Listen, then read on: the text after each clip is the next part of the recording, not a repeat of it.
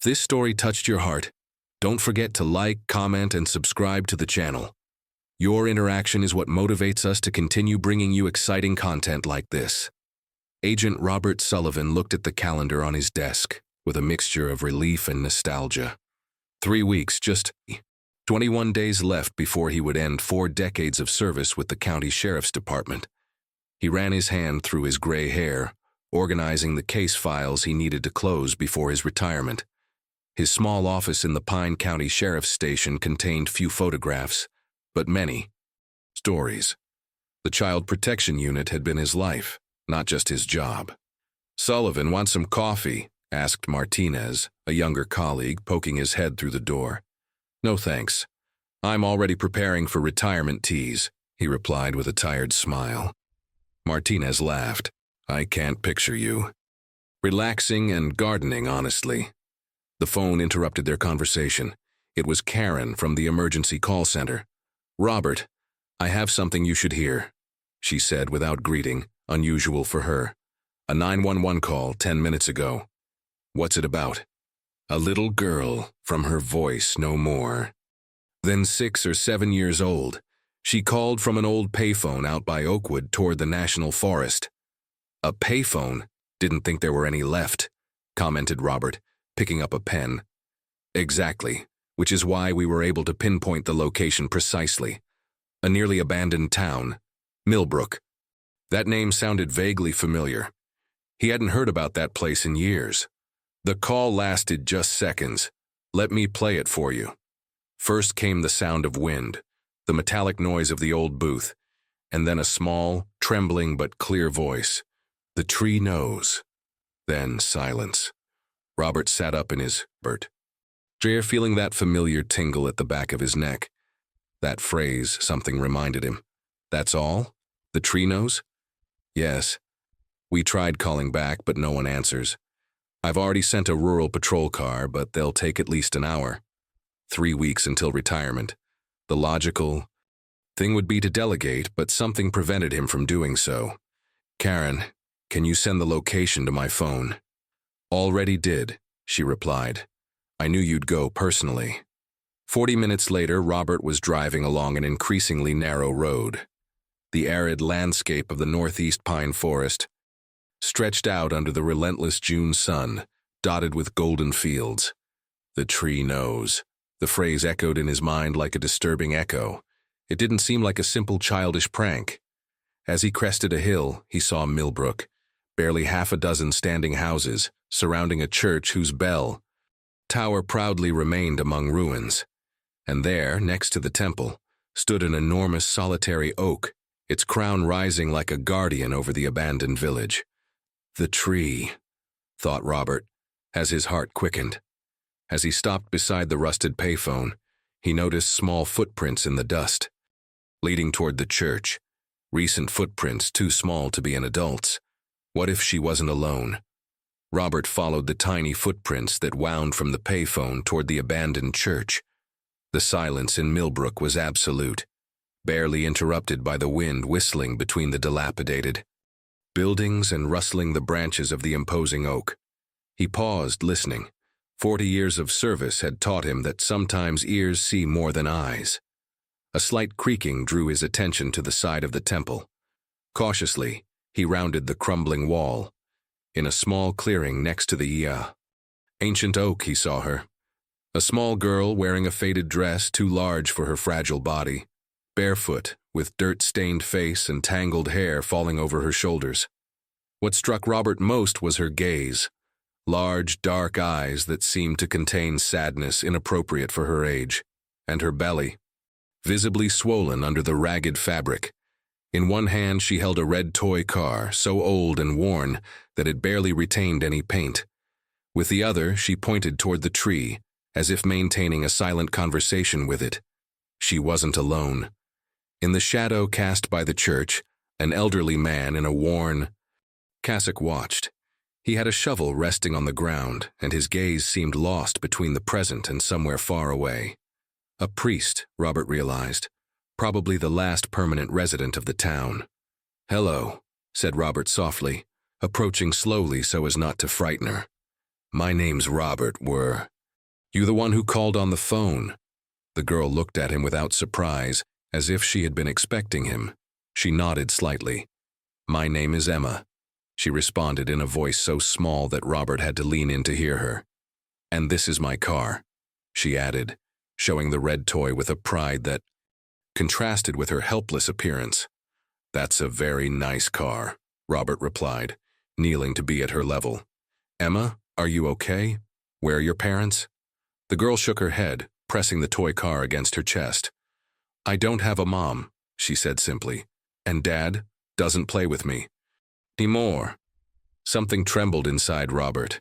Those words, pronounced with such resignation, hid a world of questions. The priest stepped forward, as if awakening from a trance. She's the tree girl, he murmured, his voice hoarse from disuse. She appears and disappears. I thought she was a vision? Robert stood up, assessing the situation. The older man seemed disoriented, possibly suffering from some form of dementia. How long had he been alone in this ghost town? Father, I'm Agent Sullivan from the County Sheriff's Department. He introduced himself formally. Do you live here? I'm Father Thomas, replied the old man, leaning on the shovel. I stayed when everyone left. Someone had to take care of the church, the graves. His gaze drifted toward the great oak. And the secrets. Emma gently tugged at Robert's jacket. I'm hungry, she whispered. Did you bring food? Robert felt a lump in his throat. He always kept some snacks and water in his trunk, a provision from so many years of service. But what this girl needed was much more than a snack. Yes, I have something to eat in the car. Let's go get it, okay? He offered his hand. And afterward, I'd like to take you to see a doctor, to check why your tummy hurts. The girl hesitated for a moment, looking alternately at Robert and the tree. Finally, with a decision that surprised the agent, she took his hand. Can you bring me back afterward? She asked. I need to watch the tree. Why, Emma? Robert asked with genuine curiosity. What's so special about that tree?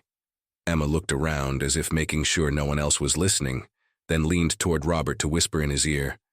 It's keeping something important. It told me in dreams. In the distance, Robert heard the sound of a vehicle approaching.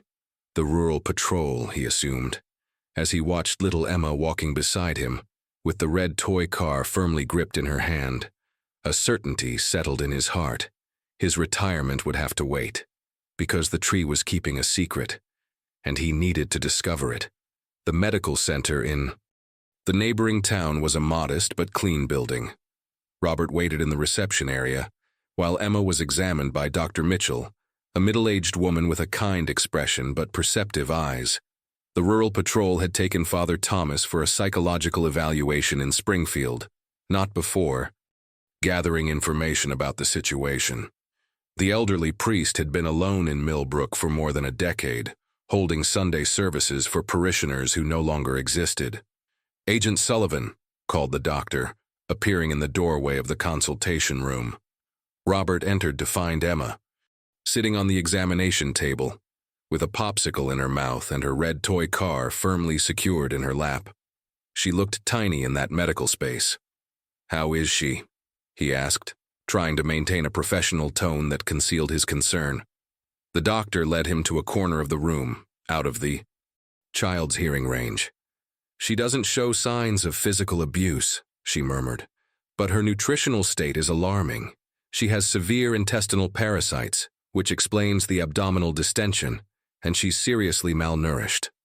How long has she been like this? Weeks, maybe months, replied the doctor. What's surprising is that she survived in these conditions. Where exactly was she living? Robert recalled the priest's comment about the girl who appeared and disappeared. I think we need to go back to Millbrook to find out. While they waited for the social worker to arrive, Emma began to draw with some crayons provided by the nurse. Her strokes, though childish, showed surprising precision. What are you drawing, Emma? Asked Robert, sitting beside her. My house, she replied without looking up from the paper.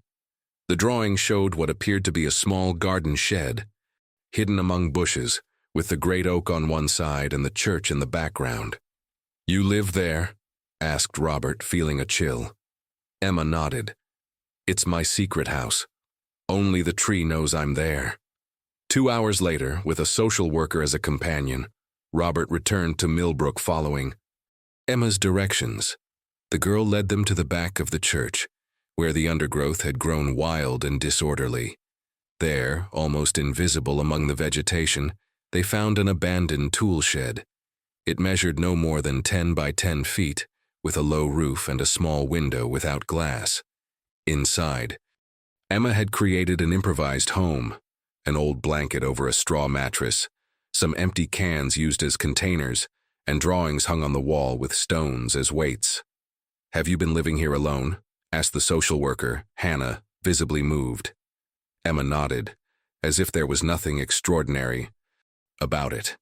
"I used to be with Daddy, but he left with the big truck. He said he would come back, but many nights passed and he didn't." Robert and Hannah exchanged concerned looks. "And how did you get food?" asked Robert delicately. "Father Thomas leaves bread in the church for the birds," explained Emma. "And there are wild berries near the creek, and sometimes—" She stopped as if hesitant to share a secret. "Sometimes what, Emma?" Hannah encouraged her. "Sometimes the tree tells me where to find food," she responded in a whisper. "It talks to me in dreams."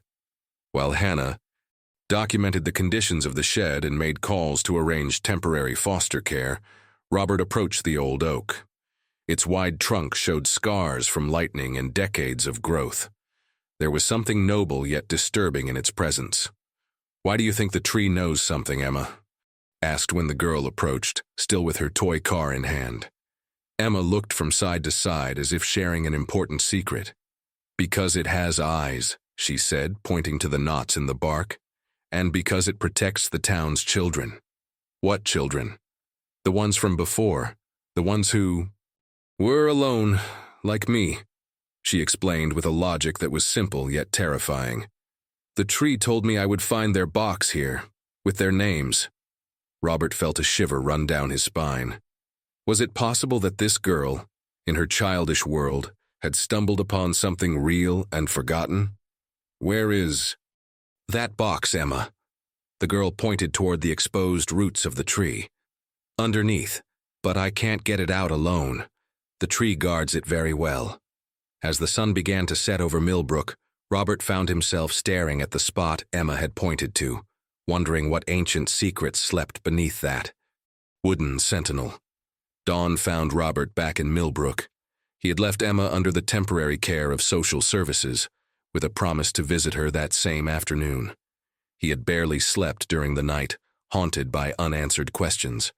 He had gotten a shovel from the neighboring town and headed directly toward the oak.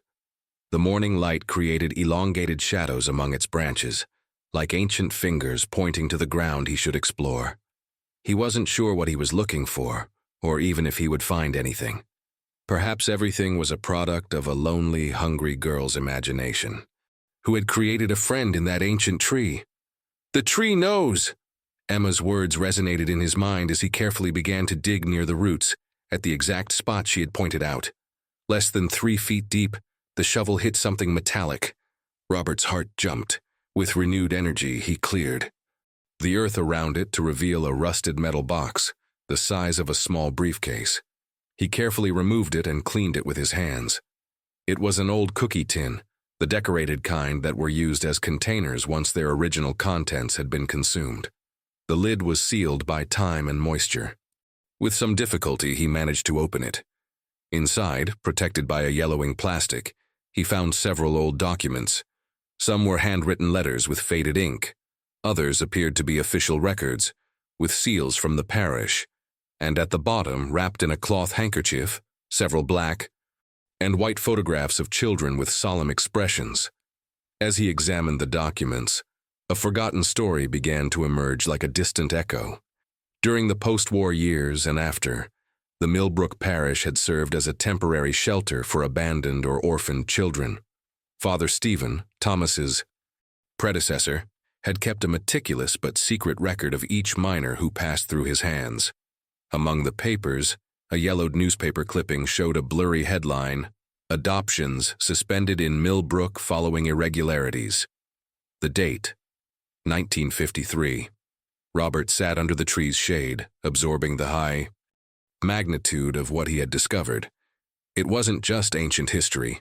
It was a pattern that repeated itself decades later in little Emma herself, abandoned next to the same oak that had been the silent witness to so many other forgotten children.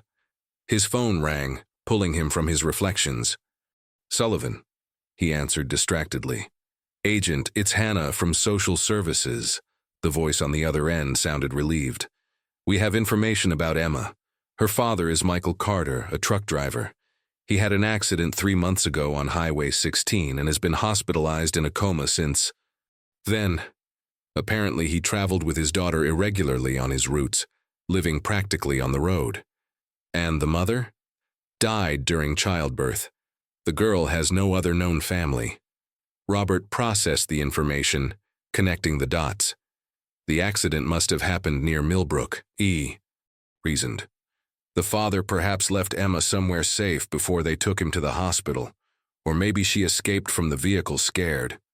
"Possibly," conceded Hannah. "What it doesn't explain is how she survived alone for so long, or why nobody adequately searched for her." Robert looked again at the box with ancient documents. "There are patterns that repeat themselves, Hannah. This area has a history with lost children." After agreeing on the next steps for Emma's case, Robert returned to his car with the box under his arm. Before starting the engine, he looked one last time toward the oak.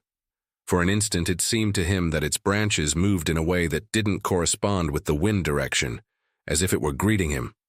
"Trees that keep secrets and girls who talk to them," he thought. In his 40 years of service, he had learned that sometimes reality surpasses any fiction. As he started the car, he didn't see the small figure watching from the glassless window of the abandoned shed. A figure that wasn't Emma. The county psychiatric hospital occupied a building from the early 20th century on the outskirts of Springfield. Robert walked the checkerboard-floored hallways, following Dr. Reynolds toward the room where Father Thomas had been admitted. "His state of confusion is intermittent," the psychiatrist explained. "There are moments of absolute lucidity followed by periods where he mixes the present with memories from decades ago. Possibly the first signs of dementia, aggravated by prolonged isolation." They found the elderly priest sitting by the window, watching the garden with a serene expression. Seeing Robert, a spark of recognition lit his tired eyes. "You've returned," he said, with a firmer voice than Robert remembered. "How is the little one?" "Emma is fine," Robert replied, sitting across from him. "She's receiving medical attention and they'll soon find a temporary home for her." Father Thomas nodded with a relieved expression. "I thought she was a spirit, you know," he confessed. "She appeared and disappeared among the trees like a vision. Sometimes I left bread for her, pretending it was for the birds. I didn't want to frighten her." "Father Thomas." Robert took out a photograph from the found box. "Do you recognize this?" The old man put on glasses and examined the yellowed image. A group of children in front of Millbrook Church, with a much younger oak in the background. "Father Stephen's children," he murmured, caressing the photograph with trembling fingers. "I was his assistant then, fresh out of seminary. They arrived at night, almost always. Some stayed days, others weeks." "Where did these children come from?" The old man closed his eyes as if traveling to a distant time. "From everywhere.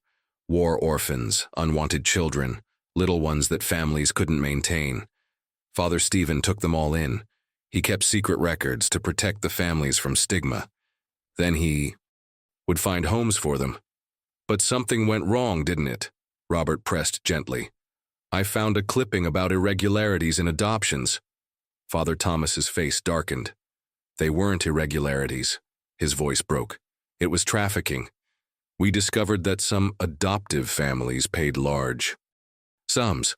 Father Stephen fell into the temptation of money, justifying that it was to maintain the parish. When I confronted him, he showed me the records and made me swear to keep them. Then He stopped, as if an invisible wall blocked his memories. Then what, Father? He hanged himself from the oak, he whispered. Left a note confessing everything. The ecclesiastical authorities concealed the suicide. The scandal was silenced, and Millbrook began to empty. Families didn't want to live in a place marked by that tragedy. Robert felt a chill. And you stayed? Someone had to care for the souls, he replied simply. Those of the living and those of the dead. And the tree that keeps so many secrets. Back in his car, Robert called Hannah to inform her of the developments. They agreed to meet at the shelter where Emma was staying. The girl had improved visibly in just 2 days. Her face was clean, her hair brushed, and she wore new clothes. But most notable was the sparkle in her eyes, that spark of life that emerges when a child feels safe. Upon seeing Robert, she ran to him, still clutching her inseparable red toy car. "You came," she exclaimed with joy. "Did you see what the tree was keeping?" Robert knelt to be at her level. "Yes, Emma. The tree was keeping a box with stories of children like you, who were alone a long time ago." The little girl nodded with a wise expression. "That's why it talks to me. The tree takes care of children who have no one." Robert remembered the somber story he had just discovered. How to explain to a child that the tree she saw as a protector had also witnessed a tragedy. "Emma," he asked gently, "may I see your toy car?" The girl hesitated for an instant, but then handed him the worn toy. Robert examined it. Carefully. On the underside, almost erased by time, he distinguished some engraved initials, E.R. "Where did you find this toy car, Emma?"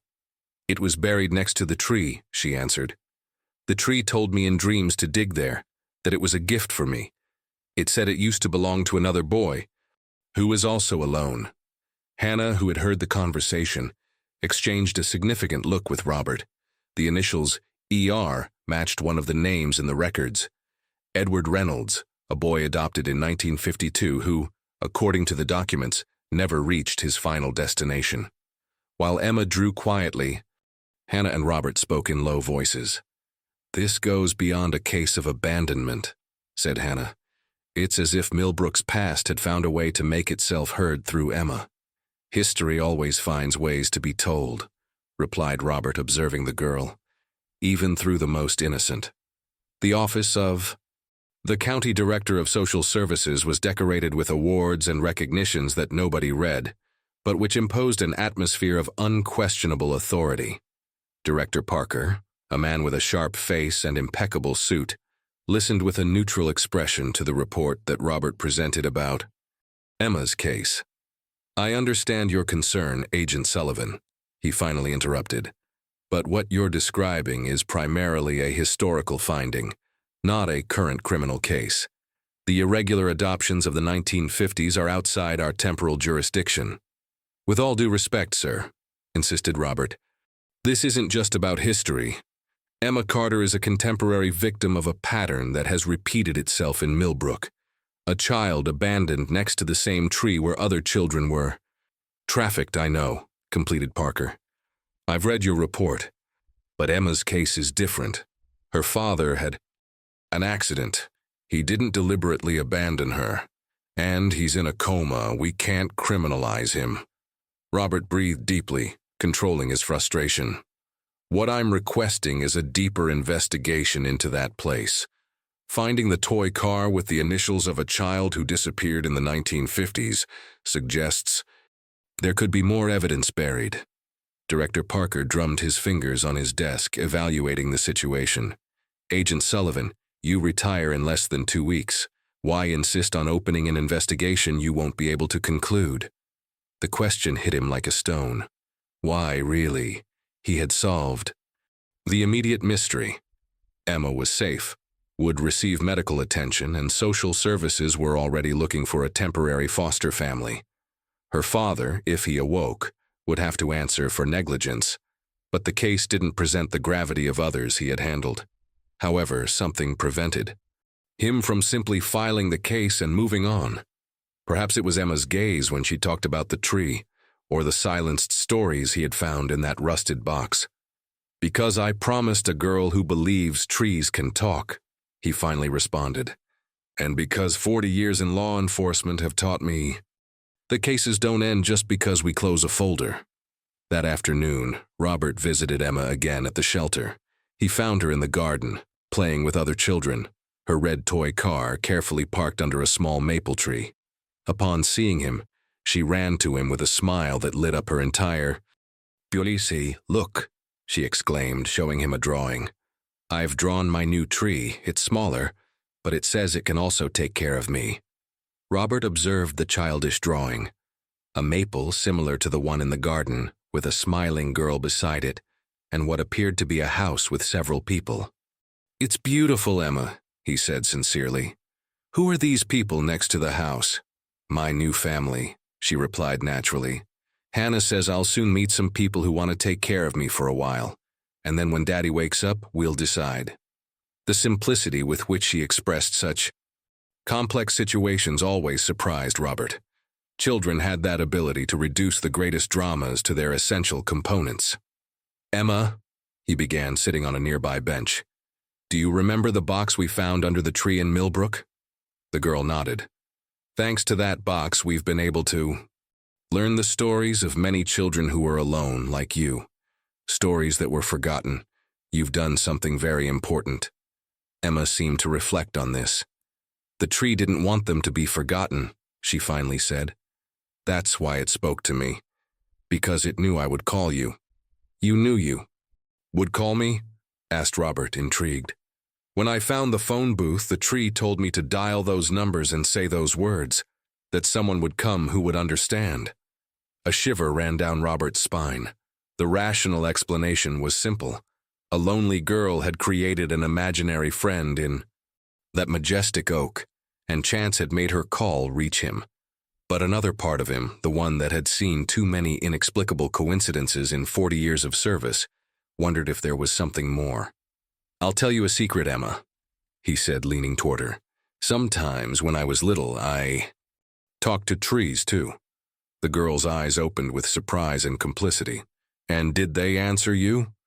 Robert smiled, remembering his childhood in a town not very different from Millbrook. "In their way, yes. Not with words, but I felt they listened to me." Emma nodded seriously, as if confirming a universal truth. "That's why it chose you," she said simply.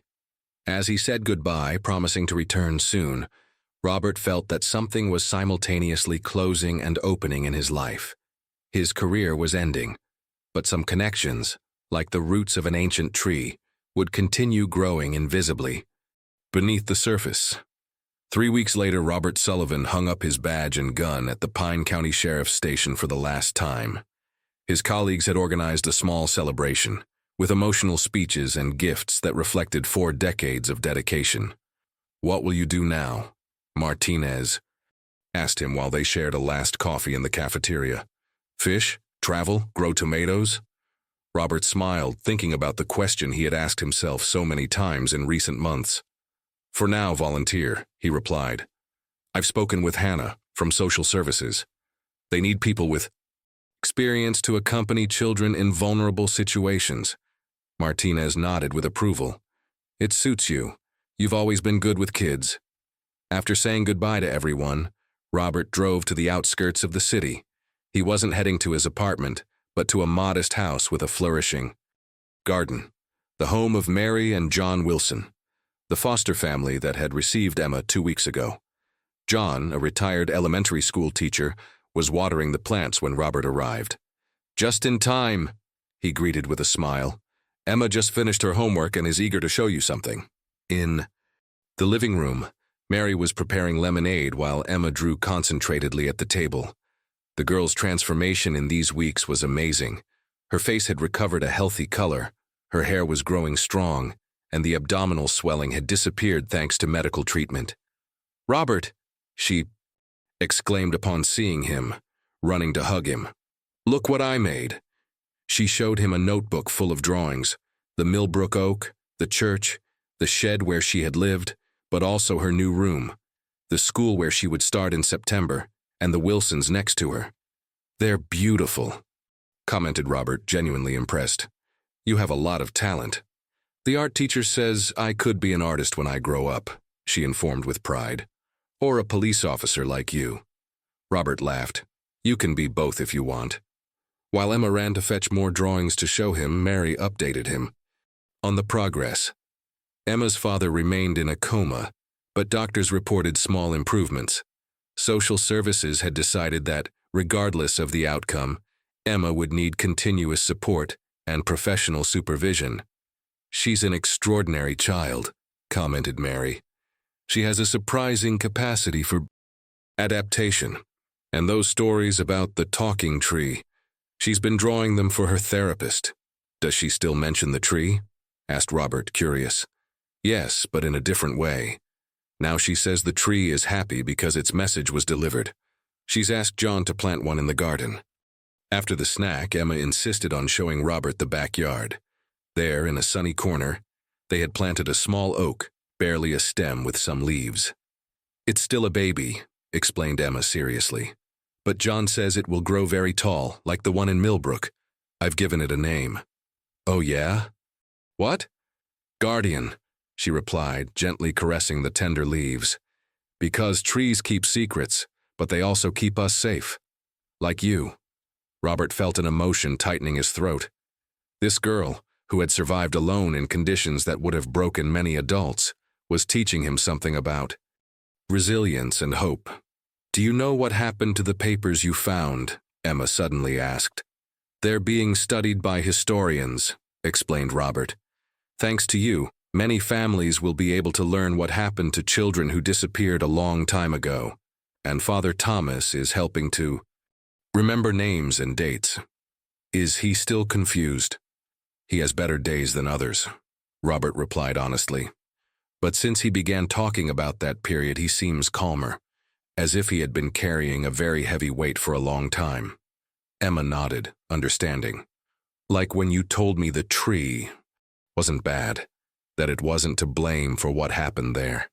Robert remembered that difficult conversation when he explained to Emma, in terms she could understand, the story of Father Stephen and the irregularly adopted children. He had feared that the truth would destroy the special connection. Emma felt with the oak, but the opposite had occurred. The girl had integrated that story into her narrative, turning the tree into a silent witness that finally found a voice through her. "The tree told me something else," added Emma in a low voice, as if sharing an important secret. "What did it tell you?" asked Robert, playing along. "That old trees need to rest, but they can still care for others if they plant seeds." Robert looked at her, surprised by the metaphor that seemed specifically directed at him. "That tree of yours is very wise," he responded with a smile. Returning to his apartment, Robert drove to a lookout point that offered a panoramic view of the county. In the distance, he could make out Millbrook's bell tower, and next to it, the imposing silhouette of the centenarian oak. His phone rang. It was Hannah. "Have you seen the news?" she asked without preamble. "The investigation into Millbrook has led to discovering similar cases in rural parishes. The state is forming a special team to document them. They want you to be part of it as an advisor, given your experience." Robert observed the horizon, where the sun was beginning to set, dyeing the landscape in golds and reds. "You know what, Hannah? I think I accept." "I thought you were eager to retire," she commented, surprised. "I was," replied Robert. "But it turns out some roots need to keep growing." As he drove back to the city, he thought about Emma and her newly planted small oak, about Father Thomas confronting his memories to help heal old wounds, and about all those forgotten children whose stories would finally come to light. "The tree knows," Emma had said in that first call. And she was right. Some secrets remain buried for decades, patiently waiting for someone to listen to what the trees have silently witnessed. Robert Sullivan, at 61 years old, and with a lifetime dedicated to protecting the most vulnerable, had learned his last professional lesson from a girl who talked to trees, that even the oldest roots can nourish new shoots of hope, and that sometimes the end of one path is just the beginning of another.